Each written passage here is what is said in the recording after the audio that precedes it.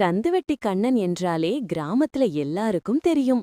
சொல்லுக்கு சோறு இல்ல, ஆனா வாதத்துக்கு வாய மூட முடியாது.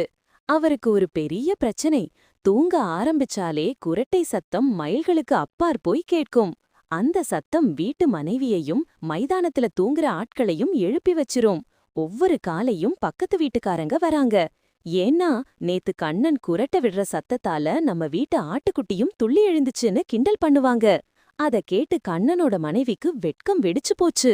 ஒரு நாள் ரொம்ப உழைச்சு வந்து கண்ணன் படுத்த உடனே குரட்டை சத்தம் ஆரம்பிச்சுச்சு. அத பார்த்து அவங்க மனைவி பொறுமை இழந்து, ஏய் எழுந்திருன்னு தட்டி எழுப்பிட்டாங்க.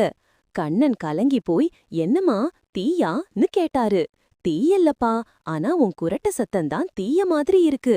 பக்கத்து வீட்டு பூனை கூட தூங்க முடியலன்னு சொன்னாங்க.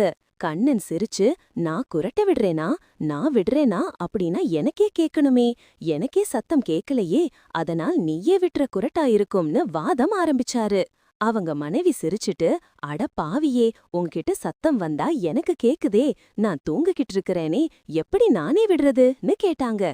அதுக்கே கண்ணன் நிமிர்ந்து, சரி இன்னைக்கு நான் தூங்க மாட்டேன், யாரு குரட்ட விடுறான்னு கண்டுபிடிக்கிறேன்னு முடிவு பண்ணிட்டாரு. அந்த இரவு கண்ணன் முழிச்சு உட்கார்ந்து தலையில துண்டு கட்டிக்கிட்டு யாராவது சத்தம் விடுறாங்களான்னு பார்த்தார். ஆனா முழு இரவும் அமைதி. காகம் கூட சத்தம் விடல. காலை விடியவுடன் கண்ணன் பெருமையா சொன்னார், பாத்தியா, யாருமே குரட்ட விடல, நீயே தேவையில்லாம கெஞ்சுறன்னு சொன்னாரு. அவங்க மனைவி சிரிச்சுட்டு, அடடா நீ தூங்கல, அதான் சத்தம் கேக்கலன்னு சொன்னாங்க.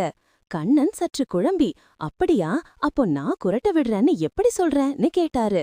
அவங்க மனைவி சொன்னாங்க, நீ தூங்கும்போதுதான் புரியும், நீ விழிச்சிருக்கும்போது உன் சத்தம் இல்லன்னு சொல்லி சிரிச்சாங்க. அதுக்கே கண்ணன் யோசனைக்காரனாகி, ஒருவேளை நம்ம இருவருக்கும் கனவில் குரட்டை சத்தம் கேட்ட மாதிரி தோணுதான்னு கேட்டாரு. அவங்க மனைவி உடனே கிண்டல் பண்ணி, அப்படின்னா பக்கத்து வீட்டு ஆட்களுக்கும் அதே கனவா வந்திருக்கான்னு கேட்டாங்க.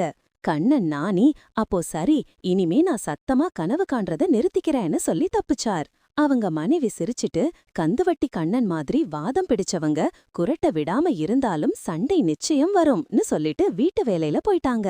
அதுக்கப்புறம் கண்ணன் ஒரு தீர்மானம் எடுத்தார். இனிமே குரட்ட விடுறேன்னு யாராவது சொன்னா அவங்க சொன்னத கேட்டு அமைதியா தூங்கணும், வாதம் வேண்டாம். சில சமயம் நம்ம தவற ஒப்புக்கிட்டா பிரச்சனை முடிஞ்சிடும், வாதம் பண்ணிட்டே இருந்தா தூக்கமே போயிடும்.